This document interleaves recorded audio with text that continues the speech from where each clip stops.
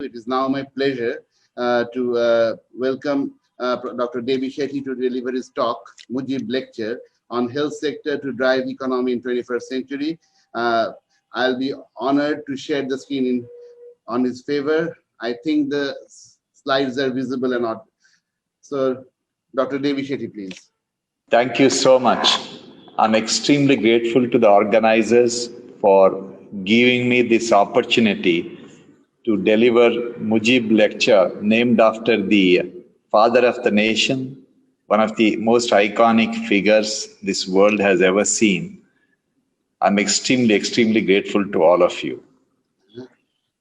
As a doctor, I can only talk about healthcare.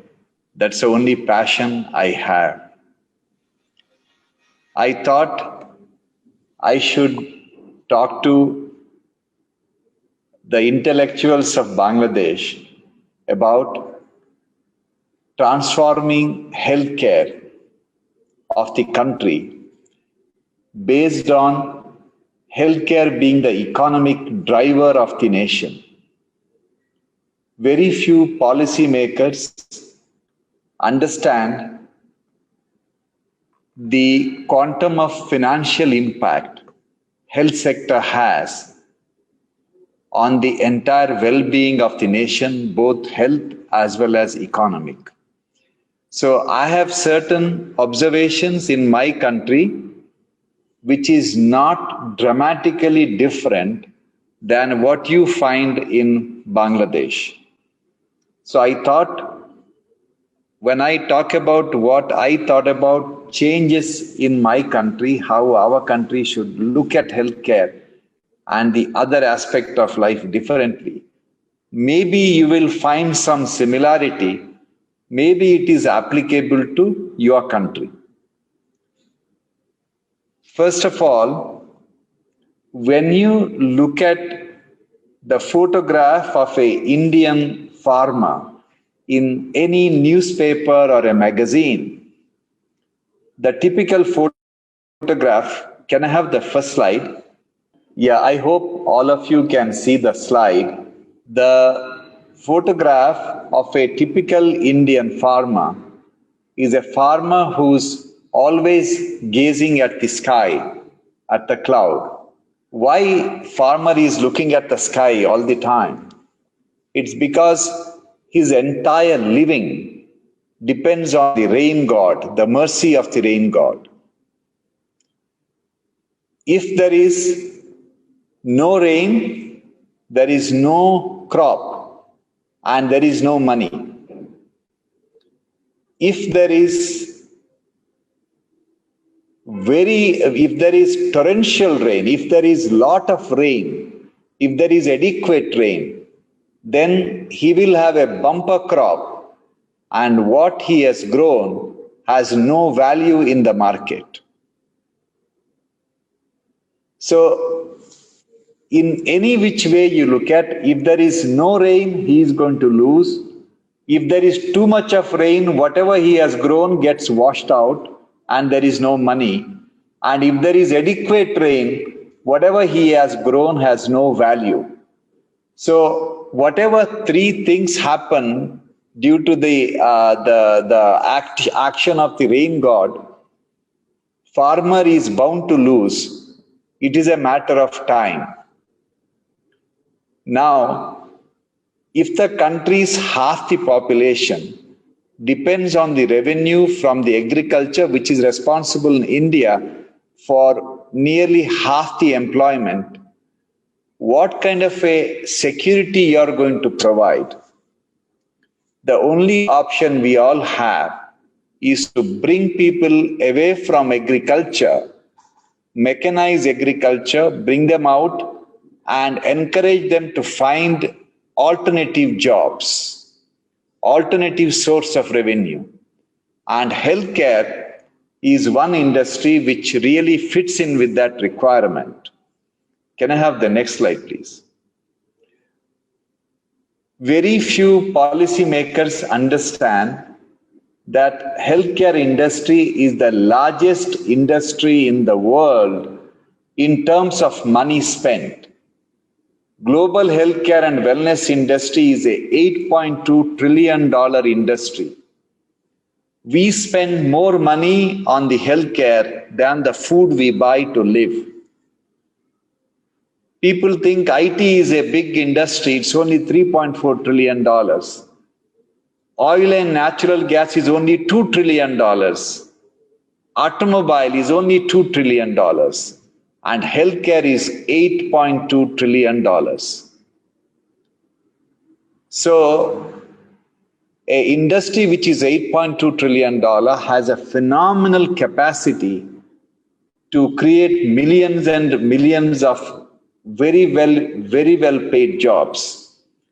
Next slide, please. So, I have been trying to convince our policymakers that if the country has a strategy to earn $100 billion of remittance. Remittance is the money we get when our Indian citizens go outside India and work. We have to make a conscious effort to earn $100 billion of remittance every year by training about 5 million doctors, nurses, and medical technicians, and upgrade their standard of training so they can pass any of the entrance exam of US, Europe, Australia, Canada, or any other country. Then we will be able to have a stable society by creating equity, by creating an opportunity for everyone to participate in the global economy.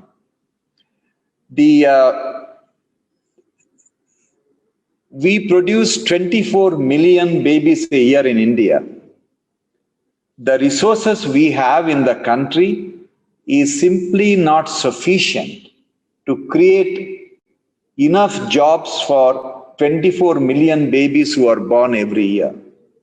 We have to give them the skill and tell them that the world is the market for you, and our job is to train you to conquer the world. Next slide, please. Now, is my ambition of creating, earning $100 billion of remittance every year is a fiction, is not possible. I'll just give you the current data.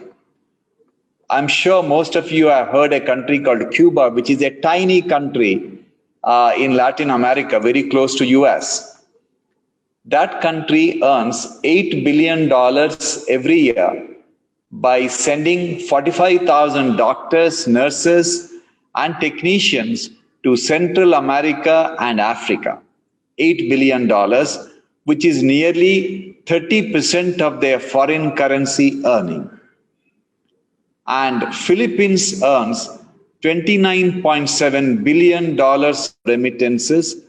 Majority of that comes from 150,000 nurses, 18,000 physicians working abroad. So if India trains 5 million doctors, nurses, and technicians, we can easily earn $100 billion every year. And this is the opportunity we have in India, and a similar opportunity exists for all of you in Bangladesh.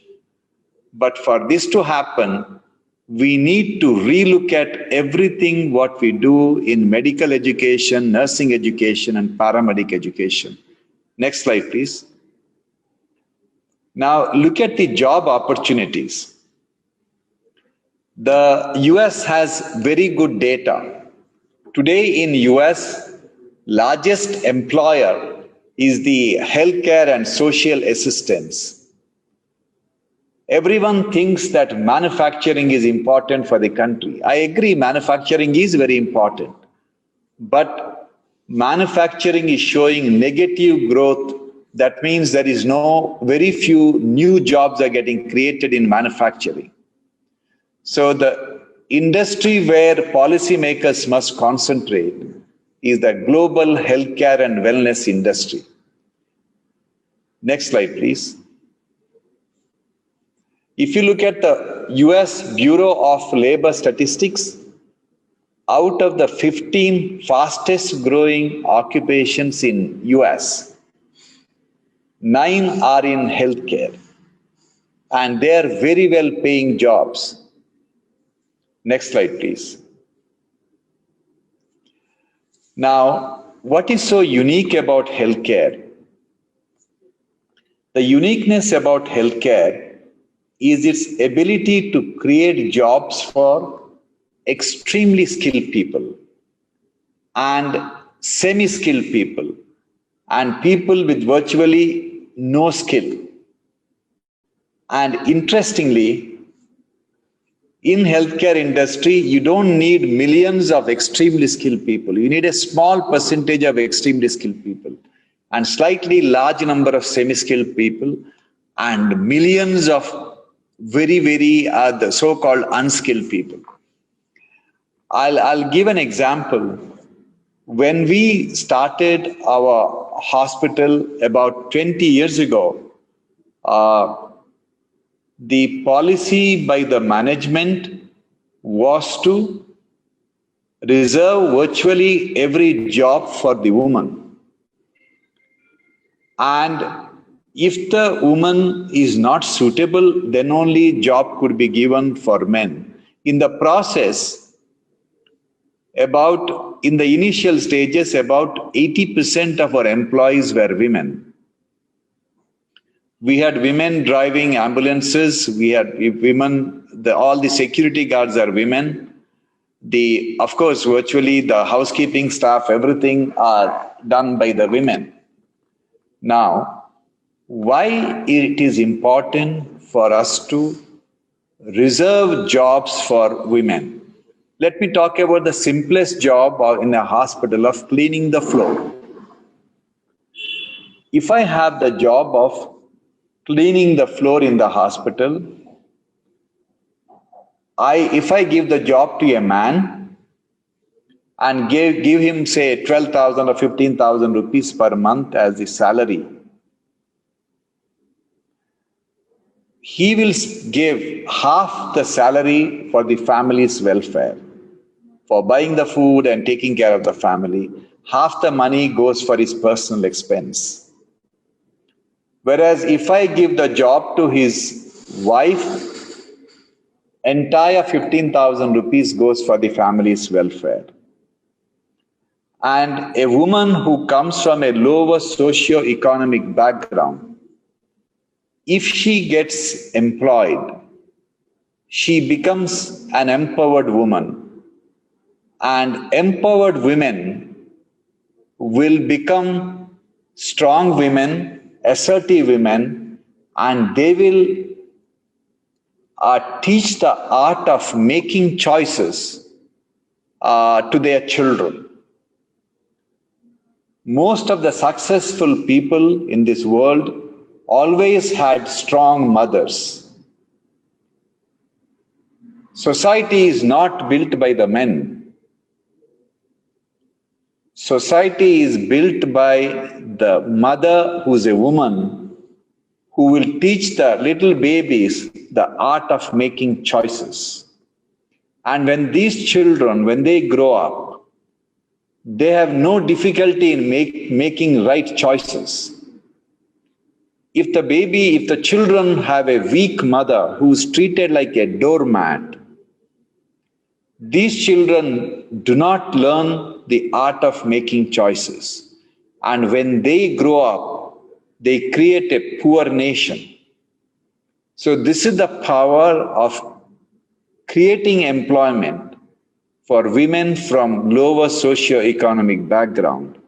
And healthcare industry is one of the wonderful industries which can create those millions and millions of jobs. Next slide, please. We have a very interesting occupation in Bangalore called 40-day ladies. I don't think any one of you have heard this term called 40-day ladies. Bangalore is the IT capital of this part of the world. We have millions of young software engineers coming from different parts of the country and settling down in Bangalore. And eventually they get married, and almost all of them expect their first baby. In good old days, when a young software engineer was expecting her first child, her mother or the mother-in-law came and took care of her. That kind of a social fabric and the support is gradually becoming less and less. This young lady who lives in a 2-bedroom flat with a husband is expecting the first baby in the next few days, and unfortunately, she will not know what to do with the baby. So there are some agencies in Mangalore, which is about 300-400 kilometers from Bangalore, where these agencies provide 40-day ladies who are essentially the wives of the farmers of that region. The only qualification these ladies must have is that they have their own babies. If they have their own babies and they look after their babies, then they are eligible to get this job. And these ladies come to Bangalore and stay with the pregnant lady and take her through the pregnancy and spend the time with the baby and giving enough rest for the young mother. And in 40 days, the young mother is comfortable to manage the baby herself. And they do a phenomenal job. And her only qualification is that she had a baby of her own. Now, I want to ask you a question. How much she gets paid for 40 days of work? She gets paid nearly 50,000 rupees. Very few graduates in the country in their first job earn that kind of money. And imagine a country which produces 24 million babies a year. Let's assume at least 10% of the pregnant ladies need these 40-day ladies. You look at the millions of jobs we can create. So these are the opportunities in a country like ours, which is blessed in having 1.3 billion people. Next slide, please. The other program we have launched many years ago in West Bengal when I used to work there is a program called Udayapate. The idea is that children from poor families, some of them have the dream and aspiration to become doctors. But unfortunately, they do not have anyone to mentor them, guide them. If a young boy or a girl tells their parents that I want to become a doctor, when parents are struggling to feed them, first reaction is, don't even think of it. There is no way we can make you a doctor. So the aspiration to become something is burnt the moment it is expressed. So what we thought was a unique scheme wherein we want children who are in 8th or 9th standard, when they express their desire to become doctors, we offer them a scholarship of 500 rupees per month. We know 500 rupees doesn't make much difference, but that will bind us and the kid for the mission of becoming a doctor. And we regularly mentor them. We give them the scholarship provided those children commit to become doctors. And we mentor them, and in the process, we have direct access to them. And the program started few years ago. Now we have got so many young doctors working in various hospitals in Calcutta and other parts of the country who are products of this program. Now, why do we want children from poor families to become doctors? We want children from poor families to become doctors mainly because, in our observation, outstanding doctors across the world with the magic in their fingers come from deprived background. Because these are the kids who have the fire in the belly to work 24 hours and change the way healthcare is delivered. But unfortunately, these kids from poor families have stopped dreaming of becoming doctors.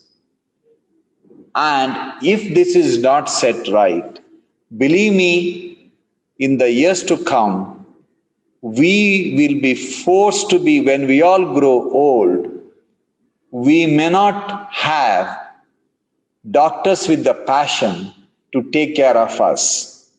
So if you want to create a stable, secure society in the future, in whichever country you live, ensure that children from poor families with the passion to become doctors are supported in all the ways.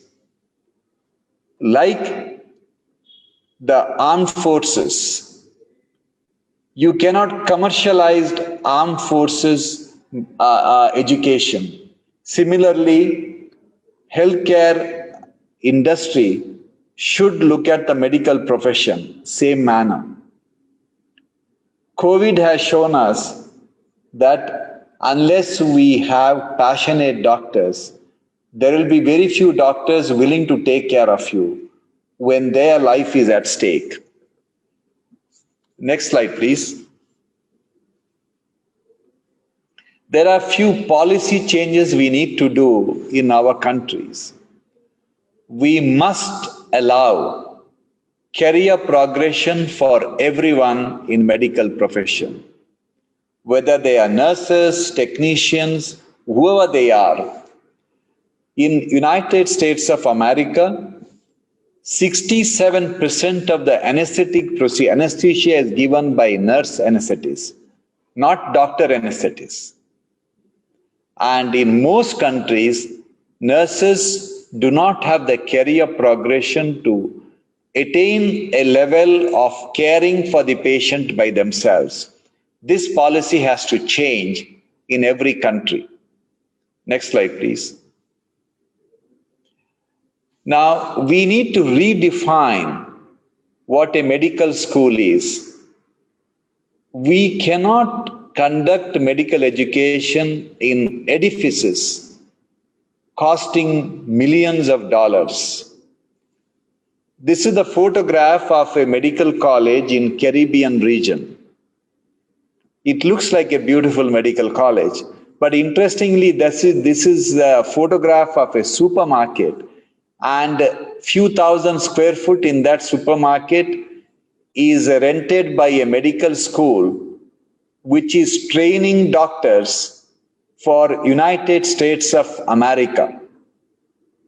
Significant number of doctors practicing in US are products of the Caribbean Medical School, which is nothing but a space with some teaching material where doctors are trained. Now, if America accepts children graduating out of these medical colleges to become doctors in their country, we need to relook at how much money we need to spend in building a medical college. First question we ask is, do we really need a huge edifice occupying acres of land called medical college building? Medical college requires any 300, 400 bed hospital filled with passionate doctors with great skill who who have the desire to teach, to be converted as a medical school where young students will join and they become as doctors. Medical education is an apprenticeship. Medical education cannot be taught in a classroom. Medical education is taught on the bedside by touching the patients. And this is what we are missing today in our medical education. Next slide, please. Also, our country has to refocus on the priorities in healthcare. If you look at I had the privilege of scanning the policy statements on healthcare of various governments across the world, especially developing countries. And I could see the emphasis on malaria, TB, and HIV. There is hardly any mention about surgery as the important aspect of public health. Malaria, TB, and HIV kills less than 4 million people every year. Less than 4 million people. But lack of access to safe surgery kills 17 million people across the world. Now, when I talk about access to surgery, you must be thinking that I am talking about heart operation and brain operation. I'm sorry, I'm not talking about these complex operations. I am talking about basic operation called bellwether procedure. There are 3 bellwether procedures. First is cesarean section for obstructed delivery. When the pregnant lady is delivering a baby, there is a problem of delivery, then she will require an emergency section, emergency cesarean section. This is one requirement. Surgery for burst appendix. All we need to do is open the tummy and remove the appendix. And surgery for compound fracture. Compound fracture is there is a fracture with bone getting exposed. If these 3 varieties of surgeries are done in all public hospitals on whichever patient comes there, we would have transformed the healthcare of the country. If we create infrastructure for malaria, TB, and HIV, they cannot do these operations. But if you create the infrastructure for surgery only, that infrastructure can take care of malaria, TB, HIV, and COVID and everything virtually free of cost. So all we need to do is to reorient our policy of the nation on importance of surgery. Every hospital, every public hospital should declare that this month we have done this many operations and this is the breakup of various operations. And hospitals should be rated based on the number of surgeries they perform. Because if the surgery is performed and the patient goes home, that means everything else is working in that hospital. You don't need to see how clean the hospital is, how good the blood bank is, how competent the doctors are or the nurses are. Because if you don't have, you cannot have a successful surgery. And sad thing is, out of the 313 million surgeries done across the world, only 6% are done in parts of the world where nearly half the country's population live.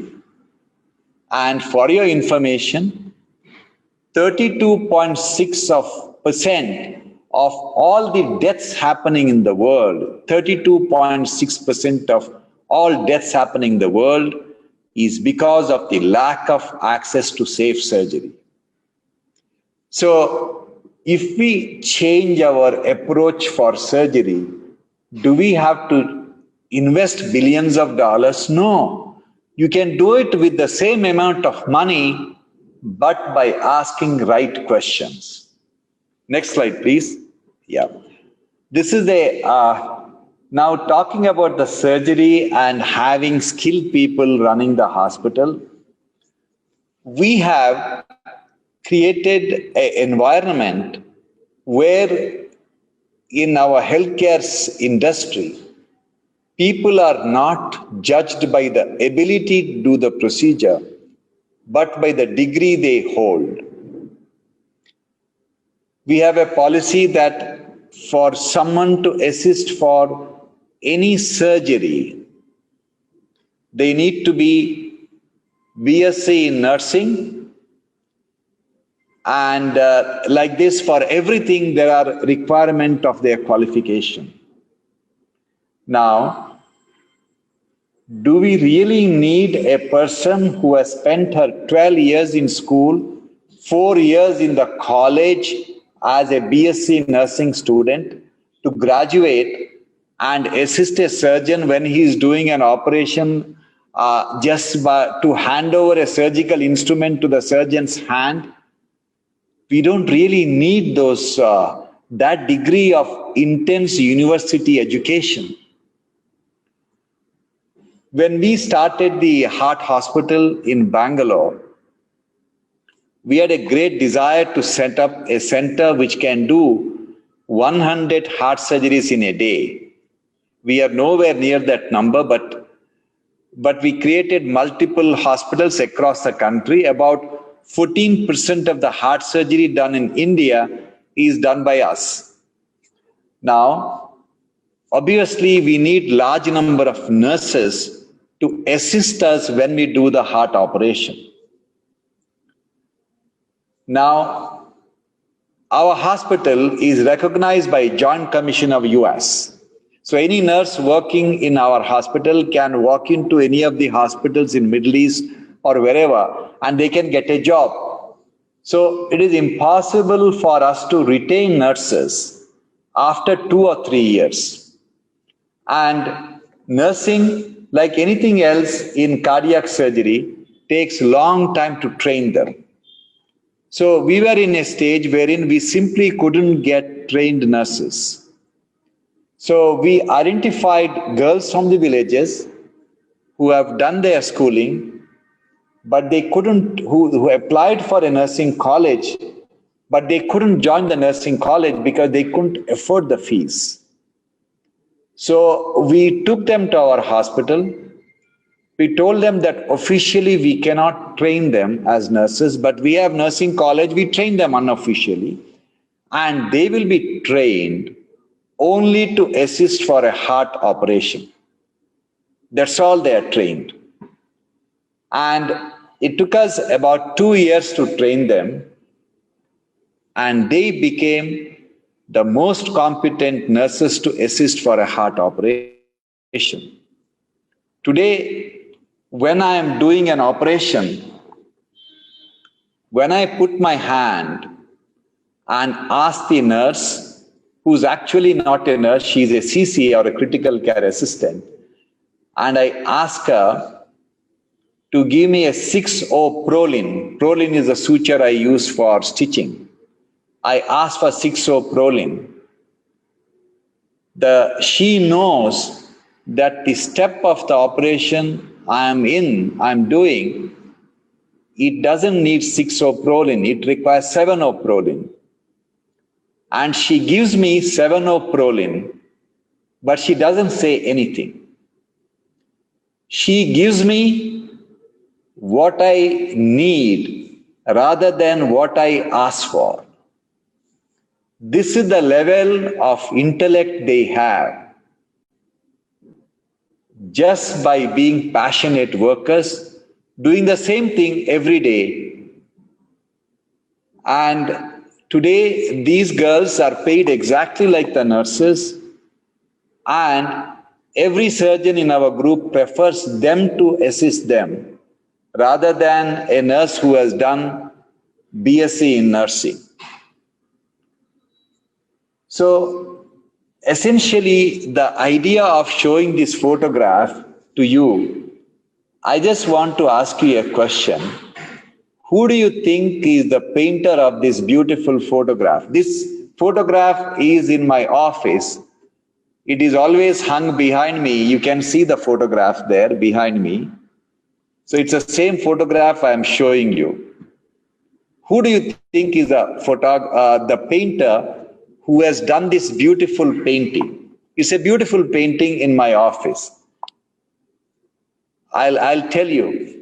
This painting, beautiful painting, everyone walking into my office look at the painting and they ask me who the painter is. And I ask them the same question.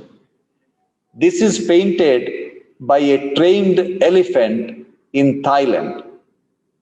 They train elephants to do this beautiful painting.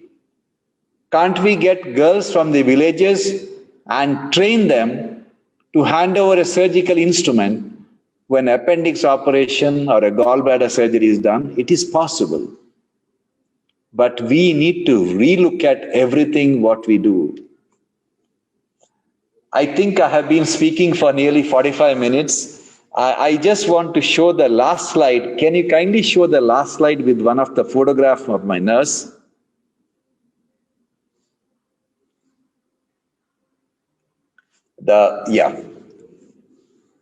What is the power of healthcare industry? This is the photograph of a nurse who joined us as a young nurse from the rural India, finished her the GNM, then she did her BSc, and when we started a hospital in Cayman Island, which is close to US, we needed a very, very competent nurse to work in that hospital.